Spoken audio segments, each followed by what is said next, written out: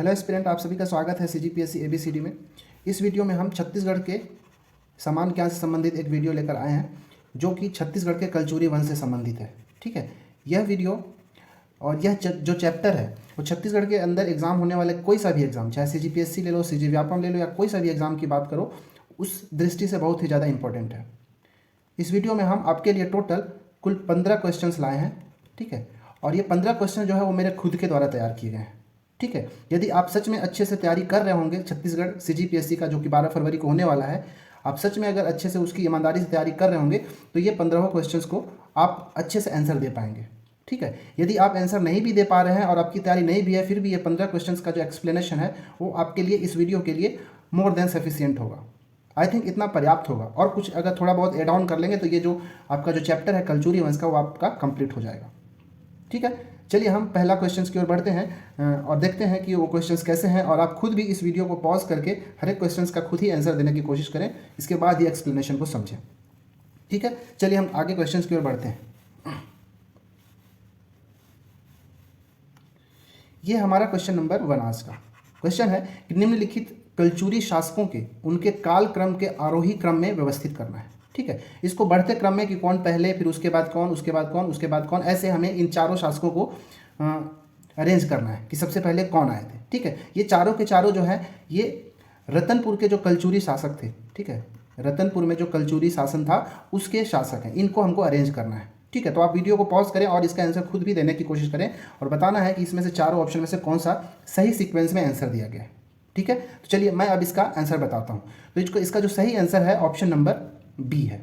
ठीक है, देखिए अब इसके बारे में थोड़ा समझते हैं। बी क्यों होगा? क्योंकि देखिए सबका पहले अगर हमको कार्यकाल याद है तो इसको अरेंज करना बहुत ही ज़्यादा इजी हो जाएगा। जैसे अगर मैं बहारेंद्र शाही की बात करूँ तो इन चारों शासकों में सबसे पहले इनका शासन होगा, जो कि 1495 से लेके 1544 ईस्वी तक शासन किए।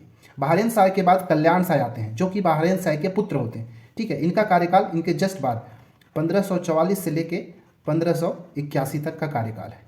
वहीं इसके बाद तखत सिंह और राज सिंह के अंदर देखेंगे तो तखत सिंह पहले इनका कार्यकाल होगा। इनका कार्यकाल सन 1685 से लेकर 1689 तक का कार्यकाल है, और फिर इनके बाद इनके पुत्र हुए राज सिंह, जिनका कार्यकाल 1689 से लेकर 1712 ईस्वी तक का इनका कार्यकाल है। ठीक है, अब इसको हम अरेंज कर सकते हैं। तो सबसे पहले बहारेंद्र शाह आ गए, सेकंड नंबर ये जो दूसरे नंबर पे वो पहले आएंगे। इसके बाद कल्याण शाह के बाद फिर तखत सिंह और फिर राज सिंह, इसलिए हमारा जो ऑप्शन नंबर बी बिल्कुल सही है। देखिए जो कल्याण शाह थे चलिए बहारेंद्र शाह से हम शुरुआत कर लेते हैं, क्योंकि सबसे पहले ये जो बहारेंद्र शाह थे ये अपनी राजधानी को, क्योंकि इनसे पहले जो राजधानी होती थी रतनपुर होती थी, ये अपने राजधानी को कोसगई स्थानांतरित कर लेते हैं। ठीक है, ये अपनी राजधानी को कोसगई स्थानांतरित कर लेते हैं। ठीक है, और कोसगई में ही इन्होंने कुछ निर्माण कार्य भी करते हैं, जैसे कोसगई का मंदिर। ठीक है, कोसगई मंदिर का निर्माण भी कौन? बहारेंद्र शाह ही करते हैं। इसके बाद अगर देखेंगे तो जो चैतुरगढ़ का किला है, चैतुरगढ़ का किला, उसका निर्माण भी बहारेंद्र शाह ही करते हैं। ये जो कोसगई पड़ता है ये कोरबा के आसपास का इलाका है ये। ठीक है, ठीक है, इतना इनके लिए आखिर पर्याप्त है। ठीक है, इसके बाद बहारेंद्र शाह के पुत्र हुए कल्याण शाह। ठीक है, कल्याण शाह के बारे में कहा जाता है, जैसे बाबू रेवाराम के अनुसार ये अकबर के दरबार में 8 वर्ष तक रहे थे। कौन? कल्याण शाह। ठीक है, परंतु एक और है जैसे गोपल्ला गीत के अनुसार ये जो है, मैं पहले यहाँ पे लिखता हूँ, बाबू रेवाराम के अनुसार ये अकबर के शासनकाल में ये 8 वर्ष तक के लिए अकबर के दरबार में रहे थे। वहीं गोपल्ला गीत है जो कि एक देवार गीत है, उसके अनुसार अगर देखेंगे तो ये जहांगीर के दरबार में 8 वर्ष तक रहे थे। जहांगीर का एक पुत्र होता है परवेज, वो परवेज ही ये कल्याण शाह को अपने साथ बंदी बना के जहांगीर के दरबार में पेश करता है, और वहाँ वे 8 वर्ष तक रहते हैं। परंतु एक व्यक्ति रहता है जिनका नाम रहता है गोपाल राय। ठीक है, गोपाल राय, या इसी का एक और नाम मिलता है गोपल्ला वीर। ठीक है, गोपल्ला वीर, ये गोपल्ला वीर ये जहांगीर के दरबार में जाते हैं और अपना पहलवानी का करतब दिखाकर जो कल्याण शाह रहते हैं उनको वापस ले आते हैं। ठीक है, इसके बाद हमारे तो इस वाले में तखत सिंह का कार्यकाल 1685 से 1689 ईस्वी में है। अगर इसको देखेंगे तो ये जो तखत सिंह है ये औरंगजेब के समकालीन नजर आते हैं, औरंगजेब के समकालीन, क्योंकि औरंगजेब 1707 ईस्वी में मरता है, तो उस दौरान औरंगजेब का शासन भी मुगल साम्राज्य के अंदर होता है। तो ये जो तखत सिंह थे वो औरंगजेब के समकालीन थे। ठीक है ना, और इनके कोई पुत्र नहीं थे, तो जो तखत सिंह थे नियोग प्रथा के द्वारा ठीक है, नियोग प्रथा के द्वारा एक पुत्र की प्राप्ति करते हैं जिनका नाम होता है राज सिंह। ठीक है, और ये वही राज सिंह है। तो 1689 से 1712 ईस्वी तक राज सिंह जो थे रतनपुर में इन्होंने एक बादल महल का निर्माण कराया था। रतनपुर के अंदर बादल महल, ठीक है, बादल महल का निर्माण कराए थे। जो आप एक छत्तीसगढ़ के प्रसिद्ध कवि हैं जिनका नाम है गोपाल मिश्र। ठीक है, गोपाल मिश्र, ये गोपाल मिश्र राज सिंह के दरबारी थे और इन्हीं के दरबार में इन्होंने खूब तमाशा नामक एक काव्य की रचना किया था। ठीक है, इस क्वेश्चन के लिए इतना एक्सप्लेनेशन जो है पर्याप्त है, आपको इसको याद रखना है। ठीक है, चलिए हम क्वेश्चन नंबर 2 की ओर बढ़ते हैं। क्वेश्चन नंबर 2 है कि कलचुरी कालीन शासन व्यवस्था के संबंध में असुमेलित क्या है। ठीक है, इसमें हमको असुमेलित पहचानना है। ठीक है, 4 ऑप्शन दिए, इसमें से कौन सा सही सुमेलित नहीं हमको वो बताना है। महाप्रमात, शोलकिक, महाक्षपटलिक और महाकोट्टपाली, ये सब क्या थे। ठीक है, एक्चुअली ये जो थे ये प्रमुख अधिकारी हुआ करते थे। ठीक है, उनके शासन के जो शासन व्यवस्था थी, कलचुरी शासन व्यवस्था, उनके प्रमुख अधिकारियों का ये नाम होता था जो किससे संबंधित थे। तो ये इनके संबंध में दिया है कि वो किसके प्रमुख अधिकारी हुआ करते थे। ठीक है, तो इसमें से कौन सा सही सुमेलित नहीं हमको वो बताना है। ठीक है, तो आप वीडियो को पॉज करके फिर से इसका आंसर देने की कोशिश करें, इसके बाद मैं इसका आंसर बताता हूँ।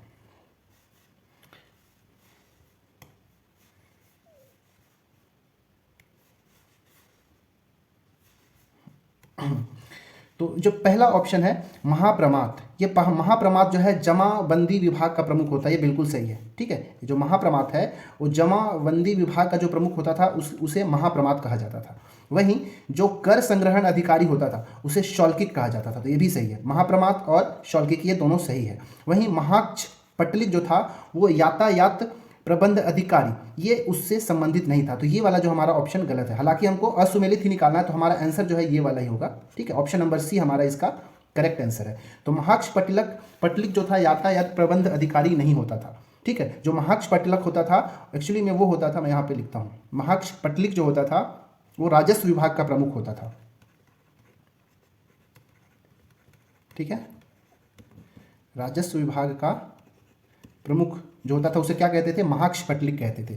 ठीक है, परंतु जो यातायात प्रबंध अधिकारी होता था इसे ग्रामागमिक कहा जाता था, ग्रामागमिक।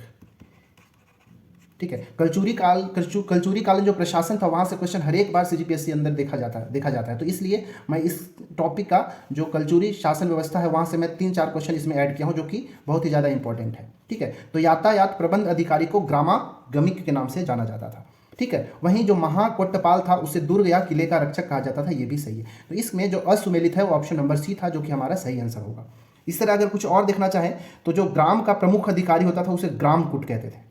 क्या कहते थे, किसी ग्राम का प्रमुख अधिकारी को ग्रामकुट कहा जाता था। वहीं पे जो सचिवालय प्रमुख होता था उसको महाध्यक्ष कहा जाता था, महाध्यक्ष। और जो न्याय अधिकारी होता था उसे दंडिक कहा जाता था। इतना चीज़ों को भी आपको याद रखना चाहिए। ठीक है, चलिए हम नेक्स्ट क्वेश्चन की ओर बढ़ते हैं। क्वेश्चन नंबर 3 है कि कलचुरी कालीन प्रशासनिक इकाई एवं उनके प्रमुख को सुमेलित कीजिए। ठीक है, देखिए कलचुरी कालीन जो प्रशासनिक इकाई जो हुआ करते थे जैसे गढ़, ग्राम, बरहो, देश, जनपद, इन सब का, और उनके प्रमुख को क्या कहा जाता था हमको यहाँ पे मैच करना है। ठीक है, तो और इसके बाद मैच करने के बाद यहाँ पे सही विकल्प क्या होगा हमको उसका आंसर बताना है। तो वीडियो को पॉज करके फिर से आप इसका आंसर बताएंगे 10 सेकंड के अंदर। ठीक है, तो चलिए मैं इसको बताता हूँ। जो ग्राम होता था, ठीक है, ग्राम कलचुरी कालीन शासन व्यवस्था का, प्रशासनिक व्यवस्था का सबसे छोटी इकाई होता था। ठीक है, और जो ग्राम का प्रमुख होता था उसे उस समय गौटिया के नाम से जाना जाता था। ठीक है, तो 1 का 3 हो जाएगा। ठीक है, उसी तरह जो बरहो होता था बरहो का जो प्रमुख होता था उसे दाऊ के नाम से जाना जाता था। ठीक है, किस नाम से जाना जाता था, बरहो के प्रमुख को दाऊ के नाम से जाना जाता। तो ये बी का ऑप्शन क्या हो जाएगा, बी का चौथा हो जाएगा, दाऊ। और उसी तरह जो देश या फिर जनपद होता था इसके प्रमुख को महामंडलेश्वर कहा जाता था। ठीक है, क्या कहा जाता था, महामंडलेश्वर। तो ये सी का हो जाएगा 1। ठीक है, सी का हो जाएगा 1। और जो गढ़ होगा, गढ़ का जो प्रमुख होता था उसे दीवान कहा जाता था। इस प्रकार अगर आप देखें तो ए का हो गया 3 और बी का हो गया 4। ए का 3, बी का 4, सी का 1 और डी का 2। इस प्रकार जो हमारा सही आंसर होगा ऑप्शन नंबर बी होगा हमारा राइट आंसर। ठीक है, मैंने क्या बताया कि जो कलचुरी कालीन प्रशासनिक इकाई का जो सबसे छोटा जो इकाई होता था वो क्या होता था, ग्राम। ठीक है, ग्राम। और ग्राम का जो ये सबसे छोटी इकाई है, मैं यहाँ पर लिखते जाता हूँ, आप भी इसको नोट डाउन करें। सबसे छोटी इकाई कौन सी थी, ग्राम थी। और इसके प्रमुख को हम क्या कहते थे, गौटिया कहते थे। ठीक है, अगर गांव के ऊपर जाएंगे तो गांव के ऊपर होता था बरहो। ठीक है, गांव के ऊपर क्या होता था? बरहो। एक्चुअली जो एक बरहा होता था, उस एक बरहा के अंदर टोटल 12 गांव हुआ करते थे। ठीक है, एक बरहा के अंदर 12 गांव हुआ करते थे और बरहो के प्रमुख को दाऊ, ठीक है, हमने यहाँ पे देखा था, दाऊ भी कहते हैं और इसको तालुकाधिपति भी कहा जाता था। ठीक है, तालुकाधिपति मतलब ये कह सकते हो कि बरहो को तालुका भी कहा जा सकता था। बरहो के जो ऊपर होता था उसे गढ़ कहा जाता था। ठीक है, और जो गढ़ का प्रमुख होता था उसे दीवान या फिर गढ़ाधिपति भी कहा जा सकता था। ठीक है, वहीं यदि एक गढ़ की हम बात करें तो एक गढ़ में टोटल 7 बरहा हुआ करता था। ठीक है, देखिए अब एक गढ़ में 7 बरहा हुआ और एक बरहा में 12 गांव हुआ, तो इस प्रकार 12 सत्ते टोटल 84 गांव हुआ करते थे। एक गढ़ के अंदर में 84 गांव आते थे। गढ़ के ऊपर अगर चलें तो उसके ऊपर होता था मंडल। ठीक है, मंडल, जैसे वर्तमान में जो विकास खंड होते हैं ना, उन विकास खंडों को ही पहले मंडल कहा जाता था। ठीक है, तो ये मंडल का प्रमुख को मांडलिक कहते थे, मांडलिक। फिर मंडल के ऊपर देश। ठीक है, मंडल के ऊपर क्या? देश, या इसी को बोलते थे जनपद। ठीक है, इस देश या जनपद के अंदर टोटल 1 लाख गांव आते थे। मतलब कह सकते हो कि 1 लाख गांव के समूह को देश या जनपद कहते थे और इसका जो प्रमुख होता था वो कौन होता था? ये महामंडलेश्वर कहलाता था। ठीक है, और उसके बाद ऊपर में देश और इसके ऊपर आता था विषय। ठीक है, विषय मतलब आज का जो जिला होता था उस समय कलचुरी काल में उसको विषय कहा जाता था। ठीक है, विषय का प्रमुख कौन होगा? विषयपति। विषयपति होता था और सबसे ऊपर में होता था राष्ट्र। मैं यहाँ पे लिखता हूँ, सबसे टॉप में होता था राष्ट्र, जिसका प्रमुख कौन होता था? राजा। ठीक है, तो कलचुरी शासन प्रशासनिक इकाई में जो सर्वोच्च पद था उसको राष्ट्र कहते थे, जिसका प्रमुख क्या कहलाता था? राजा। और जो सबसे छोटी इकाई थी वो ग्राम थी, जिसका प्रमुख कहलाता था गौटिया। और ये उसका सीक्वेंस है छोटे से बड़े की ओर। तो आप इसको नोट डाउन करेंगे और याद भी करेंगे, बहुत ही ज़्यादा इंपॉर्टेंट है, यहाँ से एग्जाम में हमेशा पूछा जाता है। ठीक है, चलिए क्वेश्चन नंबर 4 की ओर बढ़ते हैं।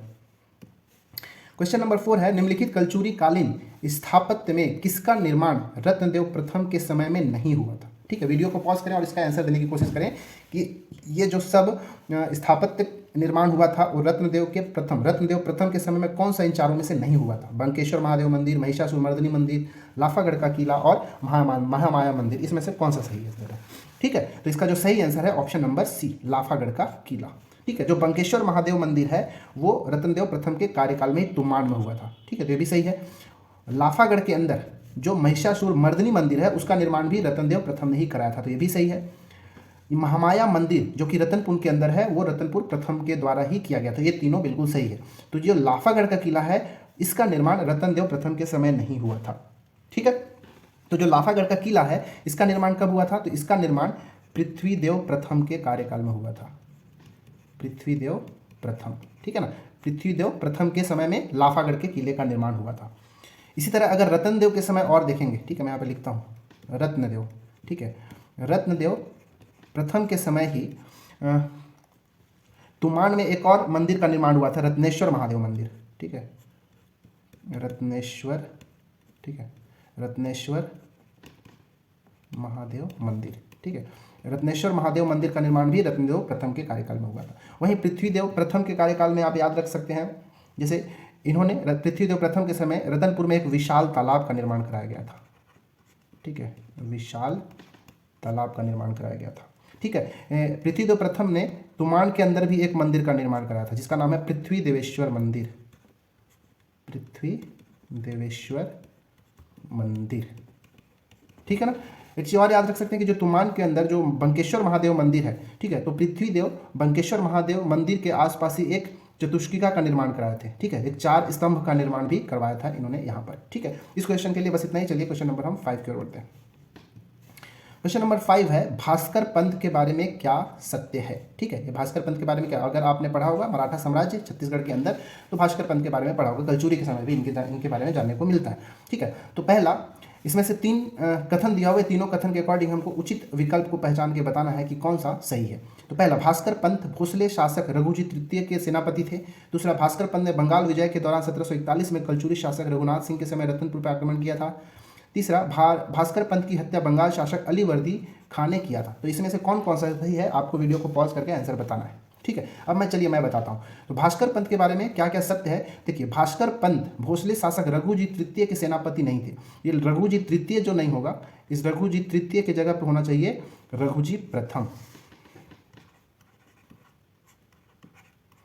रघुजी प्रथम, ठीक है। रघुजी प्रथम के सेनापति थे कौन? भास्कर पंत थे, ठीक है। इसके बाद क्या होता है, 1741 में जो भास्कर पंत थे वो बंगाल पर विजय के लिए बंगाल पर आक्रमण करते हैं। कब? 1741 के आसपास। तो जब बंगाल विजय के उपरांत जब वापस आ रहे होते हैं बंगाल पर आक्रमण करने के पश्चात, तो क्या होता है, वो रतनपुर पर भी आक्रमण करते हैं। उस समय रतनपुर पर जो शासन होता है रघुनाथ सिंह का होता है, ठीक है।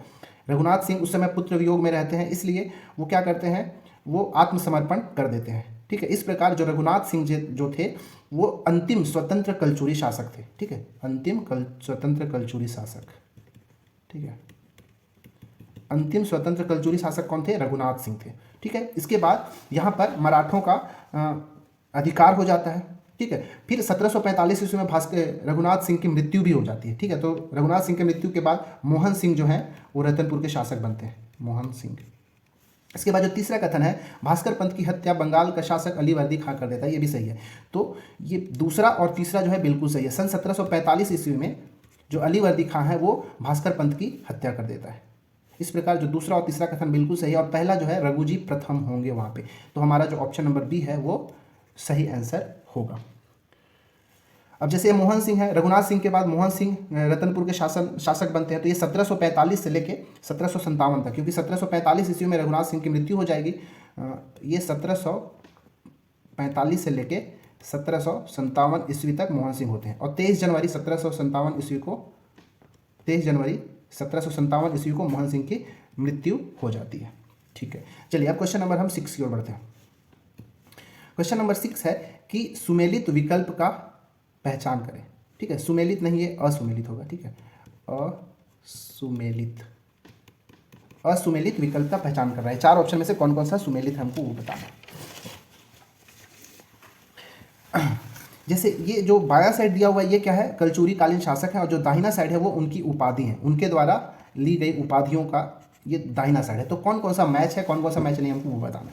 तो पृथ्वीदेव प्रथम सकल कौशलाधिपति, ठीक है, ये बिल्कुल सही है। दूसरा जाजल्य देव प्रथम गज शार्दुल, ये भी ठीक है। तीसरा रत्नदेव द्वितीय महामंडलेश्वर, ये वाला जो है ये गलत है, ठीक है। और जो चौथा है जाजल्य देव द्वितीय, ये तुमानाधिपति, ये भी ठीक है। मतलब जो तीसरा ऑप्शन है वो उचित, मतलब सही सुमेलित नहीं है। रत्नदेव तृतीय का ये जो उपाधि महामंडलेश्वर नहीं था, इसलिए जो ऑप्शन नंबर सी है बिल्कुल ठीक होगा, बिल्कुल सही होगा। तो महामंडलेश्वर जो है ये पृथ्वीदेव प्रथम का ही उपाधि है। देखिए, पृथ्वीदेव प्रथम ही ऐसा शासक है जिसका बहुत सारी उपाधियां, मैं यहाँ पर लिख देता हूँ पृथ्वीदेव प्रथम की उपाधियों का। तो एक तो सकल कौशलाधिपति हो गया, इसके बाद अगर देखेंगे तो प्रचंड कौशलाधिपति भी इसका है उपाधि, प्रचंड कौशलाधिपति, ठीक है, प्रचंड कौशलाधिपति। एक महामंडलेश्वर ये वाला भी हो गया, किसका है, पृथ्वीदेव प्रथम का। मैं लिखता हूँ यहाँ पे महामंडलेश्वर, ठीक है, महामंडलेश्वर भी पृथ्वीदेव प्रथम का है। एक और है समाधि गताशेष, समाधि गताशेष।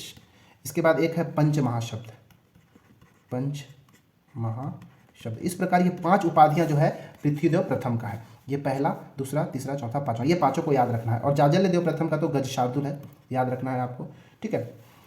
जो पृथ्वीदेव प्रथम है, याद रखना है कि इसके समय 2 सामंतों का नाम याद रखिएगा, एग्जाम में पूछा जा रहा है, क्योंकि अब सामंत का किसके किसके सामंत थे, किसके काल में, वो पूछ देता है। तो पृथ्वीदेव के 2 सामंत को याद रखना है, एक का नाम है जयदेव, ठीक है, और दूसरे का नाम है देवसिन्हा। ये क्यों इंपॉर्टेंट है मैं बता रहा हूँ अभी, ठीक है। पहले जो सामंत है उसका नाम जयदेव और दूसरे का नाम देवसिन्हा है। ये जो जयदेव है ये डांडोरा जो कि सरगुजा क्षेत्र है इसको विजय किया था, इसको जीता था और कलचुरी शासन में मिला दिया था।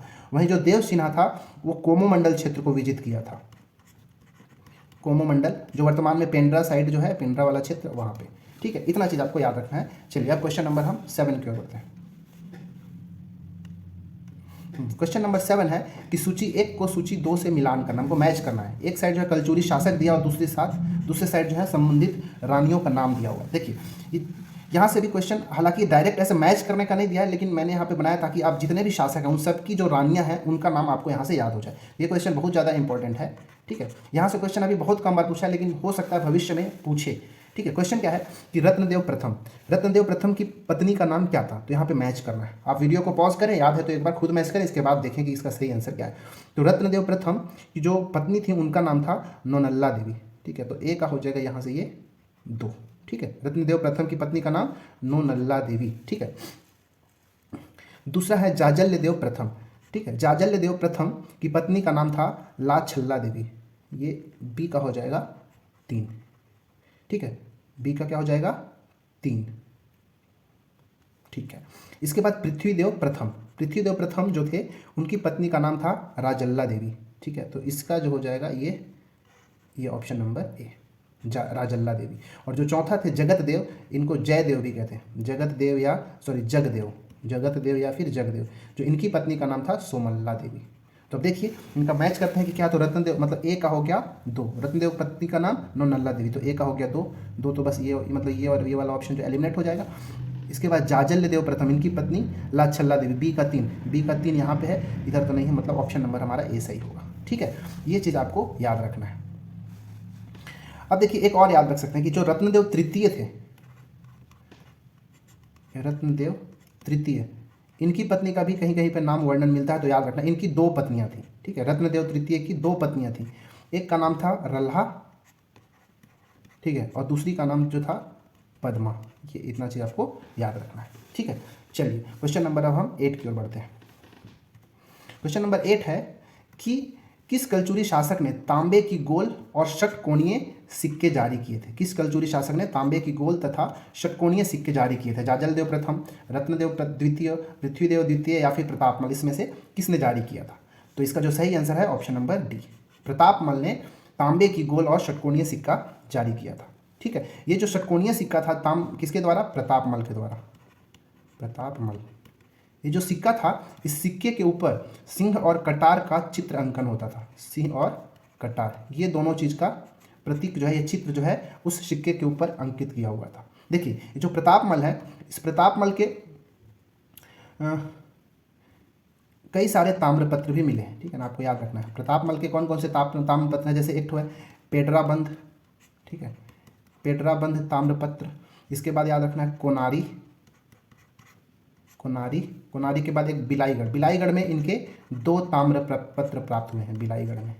और जो बालपुर है, बालपुर से प्रतापमल के 12 सिक्के प्राप्त हुए हैं। ठीक है, तांबे के 12 सिक्के प्राप्त हुए हैं प्रतापमल के, कहाँ से, बालपुर से। इतना चीज़ याद रखना। ये जो प्रतापमल है, इनके 2 सामंत का भी नाम याद रखिए, क्योंकि सामंत का भी नाम आपसे मैच करने को एग्जाम में पूछा जा सकता है। तो प्रतापमल के 2 सामंत थे, एक का नाम था यशोराज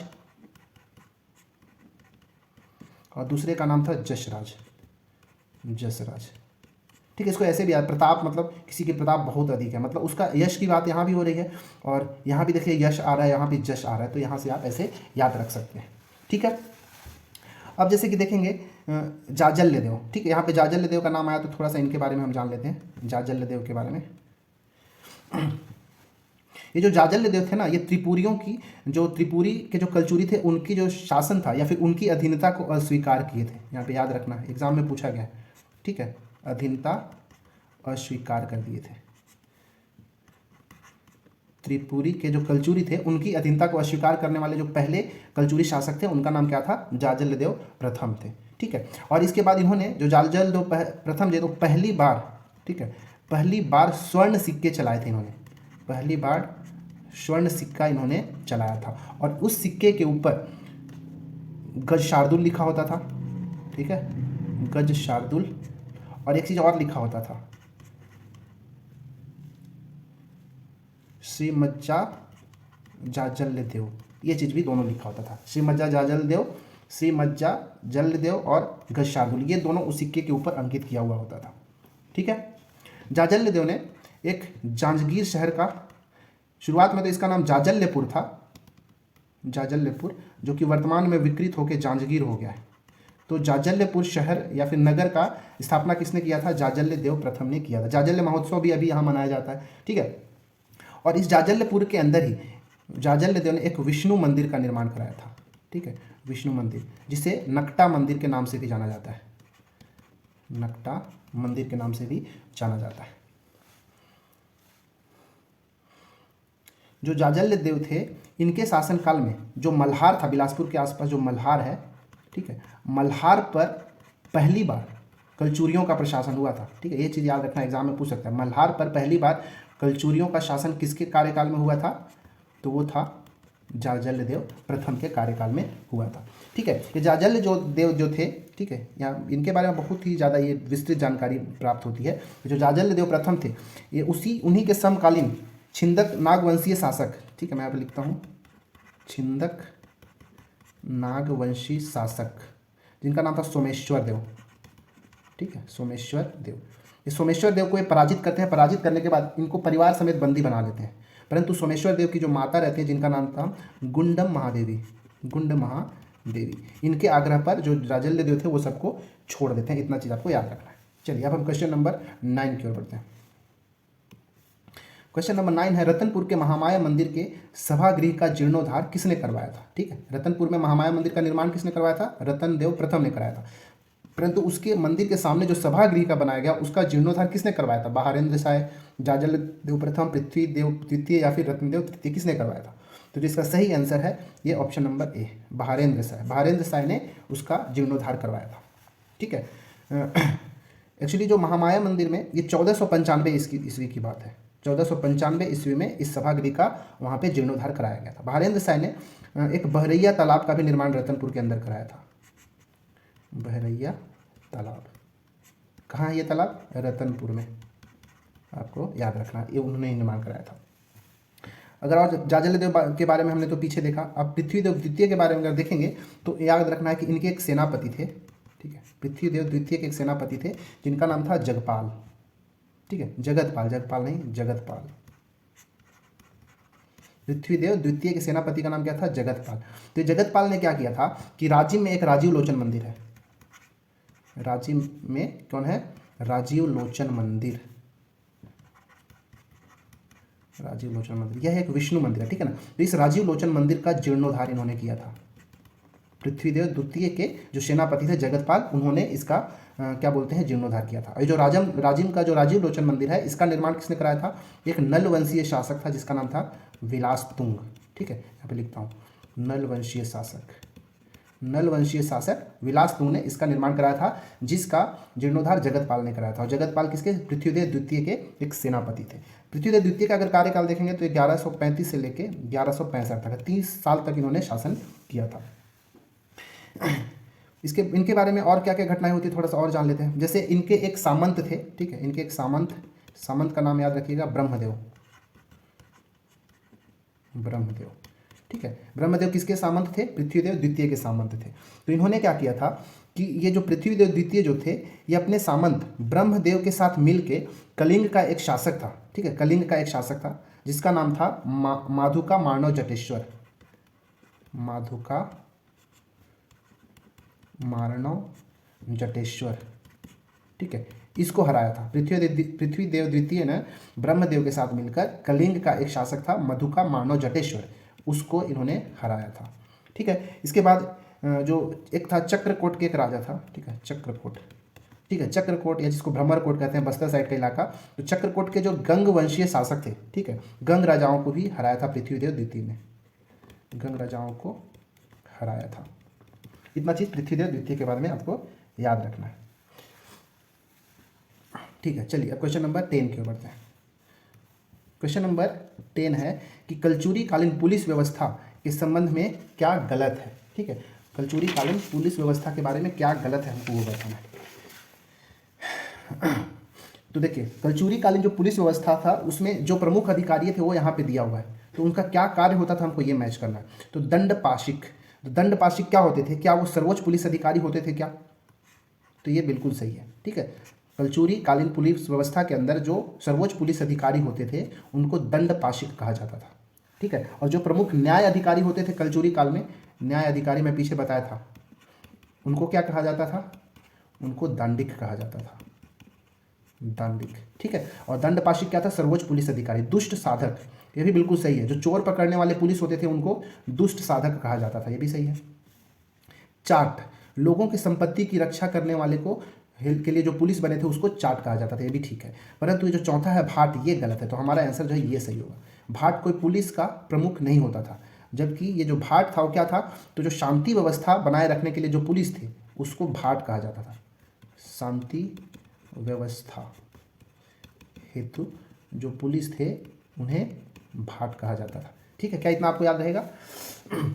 देखिए, जो कलचुरी कालीन जो शासन व्यवस्था था, ठीक है, तो जो गांव और नगर में जो स्थानीय शासन होता था, मैं यहाँ पे लिखता हूँ, कलचुरी काल में गांव और नगर में अच्छे से सुशासन करने के लिए एक स्थानीय स्वशासन होता था। ठीक है, स्थानीय स्वशासन की व्यवस्था की गई थी। इसके लिए एक पंचकुल नामक संस्था बनाया गया था कलचुरियों के द्वारा। पंचकुल नामक एक संस्था बनाई गई थी, किसके द्वारा? कलचुरी प्रशासकों के द्वारा। ये क्या करते थे कि ग्राम और जो नगर था वहाँ पे शासन व्यवस्था को देखते थे। ठीक है, ये जो पंचकुल था इसमें 5 से लेके 10 सदस्य हुआ करते थे। ठीक है, 5 से लेके 10 सदस्य होते थे। प्रत्येक सदस्य को महत्तर कहा जाता था, महत्तर। और जो सदस्यों का जो प्रमुख होता था, सदस्यों का जो प्रमुख था उसको महत्तम कहा जाता था, महत्तम। क्या इतना आपको याद रहेगा? और जो नगर प्रमुख होता था, नगर प्रमुख, नगर प्रमुख को पूर्व प्रधान कहा जाता था, पूर्व प्रधान। और जो ग्राम प्रमुख होता था, ठीक है, ग्राम प्रमुख, ग्राम प्रमुख को ग्राम कुट कहा जाता था, ग्राम कुट, या फिर ग्राम भोगी भी कहते थे इसको। ठीक है, ग्राम कुट या फिर ग्राम भोगी, ग्राम भोगी कहा जाता था। ये जो ग्राम कुट या ग्राम भोगी जो होते थे वो गौटिया के प्रति उत्तरदायी होता था। इस चीज़ को आपको याद रखना है। ठीक है, चलिए नेक्स्ट क्वेश्चन की ओर बढ़ते हैं। Question number 11। ठीक है, यहाँ पर भी सूची 1 को सूची 2 से हमको मिलान करना है। ठीक है, लेफ्ट साइड में कलचुरी अधिकारी दिया हुआ है और राइट साइड में विशेष, क्यों, उनका क्या प्रमुख कार्य था, वो किसके अध्यक्ष हुआ करते थे या किसके प्रमुख अधिकारी हुआ करते थे, वो मैच करना है। तो कुछ हमने पहले भी देखा था, कुछ यहाँ पे देख रहे हैं और इसको मैच करने की कोशिश करते हैं। अगर आप अच्छे से पढ़ें तो फिर से वीडियो को पॉज करें और इसका सही आंसर आपको देने की कोशिश करना चाहिए। ये जो क्वेश्चन हैं जो प्रशासन से संबंधित है कलचुरी शासक के, वो बहुत ही ज़्यादा इंपॉर्टेंट है। प्रशासन वाले को आप जरूर एक बार एग्जाम में जाने से पहले रिवाइज करके जाना चाहिए आपको। ठीक है ना? चलिए, कलचुरी अधिकारी, इधर महाप्रतिहार। ठीक है, महाप्रतिहार कौन हुआ करता था? तो जो महाप्रतिहार था वो संचार विभाग का प्रमुख होता था। ठीक है, महाप्रतिहार कौन था? संचार विभाग का प्रमुख होता था। ठीक है, संचार विभाग। यहाँ पे ऐसे याद रखिए, यहाँ पे हार आ रहा है, यहाँ पे 4 आ रहा है, तो हार 4 से याद रख लीजिए। महाभंडागारिक, महाभंडागारिक जो होता था, भंडार गृह किसको बोलते हैं? जहाँ पे कुछ स्टोर करके रखा जाए, जहाँ पे जो कोष से संबंधित होता है, धन से संबंधित। तो ऐसे याद रखें कि महाभंडागारिक जो होता था मुख्य कोषाध्यक्ष को कहा जाता था, महाभंडागारिक। वैसे ही जो नैमितिक होता था उसको वो राज्य के ज्योतिषी, राज ज्योतिषी को नैमितिक कहा जाता था। और जो महामंत्री होता था वो राजा का एक प्रशासनिक, राजा का जो प्रशासनिक, जो पर्सनल प्रशासनिक सलाहकार होता था वो कौन था? महामंत्री था। इस प्रकार अब इसको मैच करते हैं। तो महाप्रतिहार, ए का हो गया 2, ए का हो गया 2, ये दोनों ऑप्शन एलिमिनेट हो गया। ए का हो गया 2, बी का 1, बी का 1, तो यही वाला हमारा सही होगा। और सी का हो गया 3 और डी का हो गया 4। इस प्रकार हमारा यहाँ पे ये मैच हो गया। ठीक है, चलिए क्वेश्चन नंबर हम 12 की ओर बढ़ते हैं। क्वेश्चन नंबर 12 है कि कलचुरी कालीन सैन्य व्यवस्था अंतर्गत महापिलुपति, ठीक है, महापिलुपति कौन था? सर्वोच्च सैन्य अधिकारी, हस्ती सेना प्रमुख, अश्व सेना प्रमुख या सामान्य सिपाही? ये कौन होता था? किसको महापिलुपति कहा जाता था? ठीक है, इसका आंसर आपको पता होगा, ये तो बहुत ही ज़्यादा ईजी है। तो महापिलुपति हस्ती सेना प्रमुख को कहा जाता था। ठीक है, इसका आंसर जो है ऑप्शन नंबर बी। हाथी सेना का जो प्रमुख होता था उसको क्या कहते थे? महापिलुपति कहा जाता था। ठीक है, यहाँ पे लिखता हूँ, हस्ती सेना प्रमुख, हस्ती सेना प्रमुख को महापिलुपति कहा जाता था। जो सर्वोच्च सैन्य अधिकारी होता था, ठीक है, सर्वोच्च सैन्य अधिकारी होता था उसे महाबलाधिकृत कहा जाता था, महाबलाधिकृत। ठीक है, महाबलाधिकृत कहा जाता था किसको? सर्वोच्च सैन्य अधिकारी को कहा जाता था। वहीं जो अश्व सेना प्रमुख होता था उसको कहते थे महाश्व साधनिक, महाश्व साधनिक। और जो सामान्य सिपाही है इसका कुछ वर्णन देखने को नहीं मिलता। लेकिन अगर ऐसे पूछे कि सैन्य व्यवस्था का सर्वोच्च सैन्य अधिकारी कौन था, तो महाबलाधिकृत होता था। लेकिन सैन्य व्यवस्था का प्रमुख कौन होता था? ठीक है, सैन्य व्यवस्था का प्रमुख कौन होता था? तो सैन्य व्यवस्था का जो प्रमुख होता था स्वयं राजा होता था। ठीक है, और राजा कौन था? पूरा पूरा राष्ट्र का ये प्रमुख होता था। ठीक है, कितना चीज़ तो आपको पता है। चलिए अभी थोड़ा और देखना, अगर ये तो हो गया सैन्य व्यवस्था। इससे पहले हम पुलिस व्यवस्था के बारे में देखे थे, थोड़ा राजस्व व्यवस्था के बारे में हम जान लेते हैं कि किसको क्या कहा जाता था। राजस्व व्यवस्था, इस राजस्व व्यवस्था के अंदर देखेंगे तो राजस्व व्यवस्था का जो सबसे प्रमुख हुआ करता था, प्रमुख अधिकारी, ठीक है, जो प्रमुख अधिकारी था उसको कहा जाता था महाप्रमात। महाप्रमात, ठीक है। इस तरह इससे पहले भी हम शुरुआत के क्वेश्चंस में देखे थे, एक सौल्किक होता था जिसका कार्य क्या था, कर संग्रहण का कार्य होता था। एक चीज़ और याद रखिएगा कि राज्य व्यवस्था के अंदर एक शब्द आता है जिसका नाम है युगा। ठीक है, तो ये युगा क्या होता था, तो देखिए जो बाजार के समय जो मंडप लगता था, ठीक है, जो मंडप हो गया ये सब जो लगता था जहाँ पे बाजार का, तो उस मंडपों के लिए जो परवाना जारी किया जाता था, परवाना या फिर कह लीजिए परमिट, ठीक है, मतलब बाजार चलाने के लिए, बाजार के अंदर अपना सामान बेचने के लिए जो मंडप वगैरह दिया जाता था उसके लिए जो परवाना और परमिट जारी किया जाता था उसको युगा कहते थे। ठीक है, इतना चीज़ आपको याद रखना चाहिए। क्वेश्चन नंबर हम 13 की ओर बढ़ते हैं। क्वेश्चन नंबर 13 है, निम्न में से कौन सा विकल्प असुमेलित है, सुमेलित नहीं है, हमको बताना। पूरा राती शिव मंदिर रत्नदेव तृतीय, खड़क तालाब पृथ्वीदेव द्वितीय, खल्लारी विष्णु मंदिर ब्रह्मदेव राय और जगन्नाथ स्वामी मंदिर लक्ष्मण साय। हमको ये बताना है इसका कौन सा सही है। देखिए जो पूरा राती जो मंदिर है ये रतनपुर में है। कहाँ है, रतनपुर के अंदर, और इसका निर्माण रत्नदेव तृतीय ने किया था, ये बिल्कुल सही है। जो रत्नदेव तृतीय हैं ये एक लक्ष्मी देवी मंदिर का भी निर्माण कराया था रतनपुर के अंदर ही। क्या, लक्ष्मी देवी मंदिर। लक्ष्मी देवी मंदिर को एक वीरा मंदिर भी कहा जाता है ना, याद रखना है, एक वीरा मंदिर। ठीक है, किस कौन निर्माण कराया था, रतनदेव तृतीय ने कराया था, इस चीज़ को आपको याद रखना है। इसके बाद जो खड़क तालाब है ये भी रतनपुर के अंदर ही है। रतनपुर का जो खड़क तालाब है उसका निर्माण पृथ्वीदेव द्वितीय ने कराया था, ये भी बिल्कुल सही है। ठीक है, खल्लारी का विष्णु मंदिर ब्रह्मदेव राय के, देखिए खल्लारी का जो विष्णु मंदिर है ये ब्रह्मदेव राय के समय में बनाया गया था, परंतु जो इसको बनवाया था वो एक देवपाल मोची ने करवाया था। तो आप देवपाल याद रखिएगा, देवपाल द्वारा खल्लारी का विष्णु मंदिर का निर्माण कराया गया था, किसके शासनकाल में, ब्रह्मदेव राय के शासनकाल में। ठीक है, इसके बाद ये वाला जगन्नाथ स्वामी मंदिर ये लक्ष्मण साय के समय नहीं, ये गलत है, ये हमारा यही वाला ऑप्शन सही है। जो जगन्नाथ स्वामी मंदिर है ये भी रतनपुर के अंदर ही है। ठीक है, रतनपुर के अंदर ही है जगन्नाथ स्वामी मंदिर, परंतु इसका निर्माण कराया गया था कल्याण साय के द्वारा। ठीक है, किसके द्वारा, कल्याण साय के द्वारा इस जगन्नाथ स्वामी मंदिर का निर्माण कराया गया था रतनपुर के अंदर। ठीक है, और थोड़ा सा अगर जानना है तो जैसे रायपुर के अगर कलचुरियों की बात करें, ठीक है, तो रायपुर में आपने सुना होगा एक रायपुर कलचुरी शासकों में एक थे जैत सिंह। ठीक है, जैत सिंह के कार्यकाल में एक बलभद्र दास थे। कौन थे, बलभद्र दास। इस बलभद्र दास ने इन्होंने दूधाधारी मठ का निर्माण कराया था। दूधाधारी मठ का निर्माण किसने कराया था, बलभद्र दास ने कराया था। ये केवल दूध पीकर ही रहते थे, इसलिए इसका मठ का नाम दूधाधारी मठ कहा गया था। ठीक है, चलिए अब हम बढ़ते हैं क्वेश्चन नंबर 14 की ओर।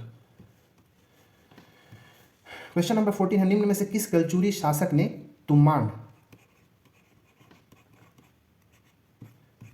राजधानी से शासन नहीं किया था। ठीक है, ये याद रखना है, मतलब चार में से कोई तीन ऐसे राजा हैं जो तुमान से राजधानी से शासन कर चुके हैं, परंतु एक ऐसा है जो तुमान से शासन नहीं किया था। ठीक है, तो इसका जो सही कलिंग राज तो एक्चुअली पहले शासक थे जो तुमान से ही कलचुरियों की शुरुआत हुई थी। ठीक है, तो ये तुमान राजधानी इनकी थी। एक्चुअली जो तुमान राजधानी जो बनाया गया था वो कलिंग राज के द्वारा ही बनाया गया था। 1000 ईस्वी में एक कलिंग राज ने क्या किया था, छत्तीसगढ़ में कलचुरी वंश का स्थापना किया था। तो छत्तीसगढ़ में कलचुरी वंश के जो संस्थापक थे वो कौन थे, ये कलिंग राज थे। ठीक है ना, इसके बाद कलिंग राज के बाद कमल राज, ये भी तुमान से ही शासन किए, तुमान राजधानी से ही शासन किया, क्योंकि अभी तक क्या बोलते हैं रतनपुर तो बनकर तैयार हुआ नहीं है। जब रतनपुर बन के तैयार होगा नहीं तो तब तक तो तुमान से ही शासन चलेगा। इसके बाद ये जो जाजल देव हैं ये जो है तुमान से शासन नहीं किए हैं, क्योंकि कलिंग राज के बाद कमल राज के बाद जब रतन देव आएंगे तो इन्होंने रतनपुर, ठीक है, रतनपुर का स्थापना करेंगे। कब, 1050 में। रतनपुर का स्थापना कब करते हैं, रतनपुर नगर कब बसाते हैं, 1050 ईस्वी में, और उसका नाम रतनपुर रखा जाता है। ठीक है, रतनपुर को कुबेरपुर भी कहा जाता है, कुबेरपुर। ठीक है, तो रतनपुर की स्थापना किसने किया था? रतनदेव प्रथम ने। लेकिन इसकी स्थापना से पहले जो रतनदेव थे वो कहाँ से शासन कर रहे होंगे? तुमान राजधानी से ही शासन कर रहे थे। मतलब हम ये कह सकते हैं कि कलिंगराज, कमलराज और रतनदेव प्रथम, ये तीनों तुमान से शासन किए, परंतु जाजल देव प्रथम तुमान से नहीं, इन्होंने रतनपुर से राजधानी से शासन किया था, रतनपुर राजधानी से। क्या इतना समझ में आया? तो इसका सही आंसर क्या होगा? जाजल देव प्रथम होगा। देखिए, जो एक्चुअली में जो रतनपुर के कलचुरी थे, ठीक है, मैं यहाँ पे लिखता हूँ, रतनपुर के जो कलचुरी थे उन्होंने 3 राजधानियों से शासन किया। ठीक है, रतनपुर के जो कलचुरी थे वो 3 राजधानियों से शासन किया। पहला क्या था? तो पहला हो गया तुमान। ठीक है, तुमान से शुरुआत किसने किया था? कलिंगराज के समय में, कलिंगराज के समय में। ठीक है, इसके बाद तुमान के बाद जब रतनदेव प्रथम ने रतनपुर बसाया, ठीक है, तो रतनपुर के बाद क्या हो गया? ये रतनपुर राजधानी हो गई किसके द्वारा? ये रत्नदेव प्रथम के द्वारा। इसके बाद पीछे हमने देखा था कि जो बहारेंद्र शाही थे, ठीक है, उन्होंने अपनी राजधानी कहाँ ले गया था? कोसगई या कोसंगा भी कहते हैं इसको। ठीक है, वहाँ ले गए। कौन? बहारेंद्र शाही। इस प्रकार जो कलचुरी रतनपुर वाले थे उन्होंने 3 राजधानियों से शासन किया, तुमान, रतनपुर और कोसगई से। अब इसी प्रकार अगर हम देखना चाहें कि जो रायपुर के कलचुरी थे, ठीक है, जो रायपुर के कलचुरी थे, इन्होंने 2 स्थानों से शासन किया। एक था खल्लारी, ठीक है, खल्लारी, ये महासमुंद में पड़ेगा। ठीक है, यहाँ से केशवदेव, केशवदेव के बाद रामचंद्र देव। ठीक है, इन दोनों ने खल्लारी से राजधानी से अपना शासन किया। फिर इसके बाद जो दूसरा आएगा वो रायपुर आएगा। ठीक है, दूसरा जो है रायपुर। रायपुर से कौन? ब्रह्मदेव राय। रायपुर राजधानी से ब्रह्मदेव राय ने शासन किया, क्योंकि जो ये रामचंद्र देव थे, रामचंद्र देव ने ही रायपुर नगर की स्थापना किया था ब्रह्मदेव राय के नाम पर। तो जैसे ही रायपुर नगर का स्थापना हुआ तो ब्रह्मदेव राय अपनी राजधानी को कहाँ? रायपुर के अंदर स्थापित कर दिए। ठीक है, जो रामचंद्र देव थे इन्हें ही रायपुर में कलचुरी वंश का संस्थापक माना जाता है, लेकिन कई किताबों में केशव देव को देखता है, लेकिन पीएससी जो है रामचंद्र देव को रायपुर के कलचुरी वंश का संस्थापक के तौर पर लिया है। ठीक है, तो इतना चीज़ हमने देखा। तो देखा क्या कि कलचुरी वंश का जो छत्तीसगढ़ में संस्थापक थे वो कलिंग राज थे, जो 1000 ईसा पूर्व में, मतलब सॉरी 1000 ईस्वी में अपना राजधानी मतलब स्थापना किया कलचुरी वंश का, और राजधानी कहाँ बनाया? तुमान। तो जो कलचुरी वंश थे ना, जो कलचुरी वंश था, इसका जो कुल देवी होती थी वो गजलक्ष्मी होती थी। कौन? गजलक्ष्मी। और ये जनरली शैव धर्म के मानने वाले होते थे, और इनकी जो राजकीय भाषा होती थी वो कौन सी? संस्कृत होती थी, राजकीय भाषा। और ये जो थे ये त्रैकुटक संवत का, ठीक है, त्रैकुटक संवत का ये क्यों को ये फॉलो करते थे। और जो एक हमने पीछे एक राजा का नाम देखा था, प्रतापमल। प्रतापमल, ये प्रतापमल ऐसे शासक थे जो अंतिम बार कलचुरी संवत का प्रयोग किया था। कलचुरी संवत, कलचुरी संवत का अंतिम प्रयोग कौन किया था? प्रतापमल ने किया था। ठीक है, चलिए अब हम लास्ट क्वेश्चन नंबर 15 की ओर बढ़ते हैं और देखते हैं कि क्या है। क्वेश्चन नंबर 15 है, लेफ्ट साइड में हमको कलचुरी शासक दिया है और राइट साइड में हमको दिया है कि सामंत और उससे संबंधित सेनापतियों के बारे में दिया गया है। ठीक है ना, समझ में आ रहा है क्या बोल रहा हूँ? ये सामंत है, सेनापति है, या फिर ये जो इधर शासक दिया है उनसे संबंधित व्यक्तित्व, मतलब उन्हीं के समय में ये रहे होंगे। ठीक है, ये तो हमको इसको मैच करना है कि किसके शासनकाल में कौन था। ठीक है, तो इसमें असुमेलित विकल्प का चयन करना है कि कौन सा सही से सुमेलित नहीं है। तो जाजल्य देव प्रथम, ये जगपाल, क्या ये सही है क्या? जाजल्य देव प्रथम, जगपाल, ठीक है, हाँ बिल्कुल सही है। जगपाल देव जो थे वो जाजल्य देव प्रथम के समय, मतलब उनके सेनापति थे एक्चुअली ये। ठीक है, जाजल्य देव प्रथम के सेनापति कौन थे? जगपाल देव थे। ठीक है, ये जाजल्य देव प्रथम और ये जगपाल, ये दोनों मिलकर ना एक सुवर्णपुर, मतलब जो वर्तमान में जो सोनपुर है, इसका पुराना नाम क्या था? सुवर्णपुर। तो सुवर्णपुर का जो राजा था जिसका नाम था भुजबल, ठीक है, भुजबल को ये दोनों मिल के आपस में हराए थे उसको। ठीक है ना। अब रत्नदेव द्वितीय, रत्नदेव द्वितीय के समय में इनका एक सामंत था जिसका नाम था वल्लभराज। तो ये भी ठीक है, वल्लभराज। रत्नदेव द्वितीय के समय उनका एक सामंत था जिनका नाम था वल्लभराज। ठीक है, इनके ठीक है, तो ये बिल्कुल सही है। पृथ्वीदेव द्वितीय, पृथ्वीदेव द्वितीय का जो सेनापति था उनका नाम था जगतपाल। ठीक है, तो पीछे भी हमने देख चुका था कि पृथ्वीदेव द्वितीय के जो सेनापति थे जगतपाल, जिन्होंने राजीव लोचन मंदिर का जीर्णोद्धार किया। ठीक है। और ये चौथा है रत्नदेव तृतीय का कल्हण देव, ये बिल्कुल गलत है, मतलब यही वाला जो ऑप्शन है असुमेलित है हमारे लिए, ठीक है। तो जो रत्नदेव तृतीय हैं इनके सेनापति जो थे, इनके सेनापति याद रख सकते हैं, उनके सेनापति का नाम है गंगाधर राव।